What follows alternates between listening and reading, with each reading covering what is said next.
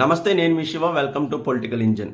మన భారతదేశంలో చట్టాలు పేదోళ్ళ పట్ల ఎంత బలంగా పనిచేస్తాయో పెద్దోళ్ళ పట్ల అంత బలహీనంగా పనిచేస్తాయి అన్న చర్చ అయితే ఇప్పుడు సాగుతుంది. ముఖ్యంగా అల్లు అర్జున్ అరెస్టు, దాని తర్వాత జరిగిన పరిణామాలు, అలాగే హైకోర్టులో కనీసం హైకోర్టుకు సంబంధించి బెయిల్ పిటిషన్, మధ్యంతర బెయిల్ పిటిషన్ రాగానే 5 దాటిన వచ్చిన బెయిల్ పిటిషన్ను అల్లు అర్జున్ రాత్రికి రాత్రంతా జైల్లో ఉంచారు అనే చర్చ నేపథ్యంలో అసలు మొత్తం ఈ వ్యవహారం అంతా సాగుతున్న తీరు కానీ, అలాగే మోహన్ బాబు మీద 307 కేసు నమోదైన అరెస్టు చేయని విషయం కానీ, అలాగే రామ్ గోపాల్ వర్మ మీద ఆంధ్రప్రదేశ్లో కేసు నమోదైనా సరే పోలీసులు అరెస్టు చేయలేని తీరు, ఈ అన్నిటి మీద కూడా చర్చ జరుగుతున్న నేపథ్యంలో అసలు చట్టాలు ఎందుకు ఇంత బలహీనంగా పనిచేస్తున్నాయి, పోలీసులు వ్యవస్థలు ఎందుకు పెద్దోళ్ళ మీద ఇంత నిస్సహాయంగా పనిచేయాల్సిన పరిస్థితి అన్నదైతే ఖచ్చితంగా చర్చించుకోవాలి. ఎందుకంటే కీలకమైన కేసులు, నాన్ బెయిలబుల్ కేసుల్లో కూడా అరెస్టు చేయని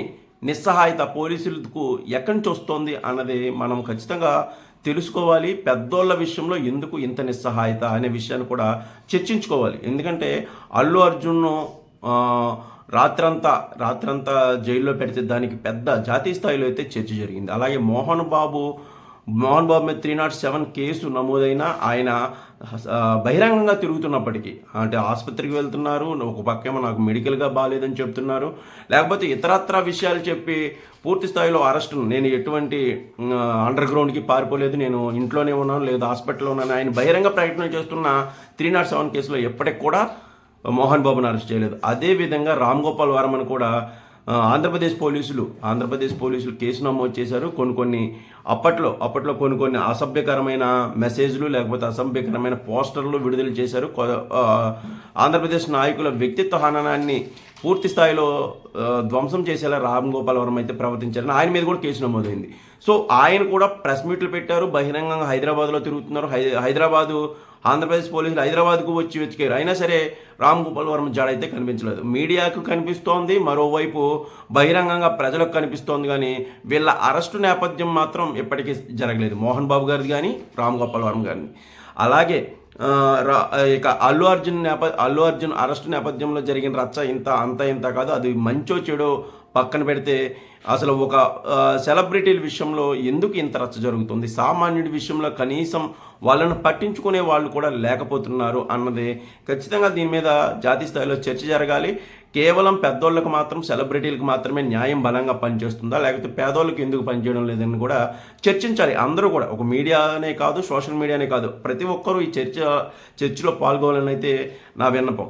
ఎందుకంటే ఇప్పటికీ కూడా పూర్తి స్థాయిలో భారతదేశంలో జైలులో మగ్గిపోతున్నారు. అన్ని అర్హతలు ఉండి, బెయిల్ తీసుకోవడానికి అన్ని అర్హతలు ఉండి, కేవలం బెయిల్ పూచీకత్తు డబ్బులు కట్టుకోలేక జైలులోనే రిమాండ్లో మగ్గిపోతున్న ఖైదీలు అయితే సుమారుగా 2.5 lakhs, అంటే 2,50,000 మందికి పైగా ఉన్నారు.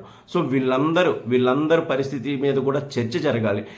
కేవలం పేదోళ్ళకు మాత్రమే ఈ పరిస్థితి ఎందుకు వస్తోంది అనేది, ఈ దాపరిస్తుంది అనేది మనం మాట్లాడుకోవాల్సిన అవసరం అయితే ఉంది. సో పేదోళ్లకు, అంటే ఒక మిడిల్ క్లాస్ కానివ్వండి, బిలో మిడిల్ క్లాస్ కానివ్వండి, పూర్ పీపుల్కి కానివ్వండి, ఏదైనా చిన్న కేసు కానీ, ఏదైనా ఫిర్యాదు కానీ, పోలీస్ స్టేషన్లో ఫిర్యాదు అందగానే పోలీసులు వేగంగా స్పందించే తీరు పెద్దోళ్ళ విషయంలో మాత్రం జరగడం లేదు. దీనికి రకరకాల రాజకీయ కారణాలే అన్నవ్వండి, లేకపోతే ఇతరత్ర ఒత్తిళ్ళే అవనివ్వండి, ఏ మాటైనా పెట్టుకోండి, ఏ మాటైనా అనొచ్చు మనం. దీనికి సంబంధించి చట్టాలు ఎందుకు దీని మీద ఇంత బలహీనంగా పనిచేస్తున్నాయని అయితే ఒక జర్నలిస్ట్గా నా ఆవేదన. ఎందుకు వీళ్ళకు మాత్రమే వీళ్ళు ఏమైనా ఎక్కడి నుంచి పైనుంచి అని ఊడిపడ్డారా? చట్టం ఎవరికైనా చట్టమే కదా భారతదేశంలో. సో వీళ్ళకి మాత్రమే ఎందుకు అదే పరిస్థితి దాపరిస్తోంది?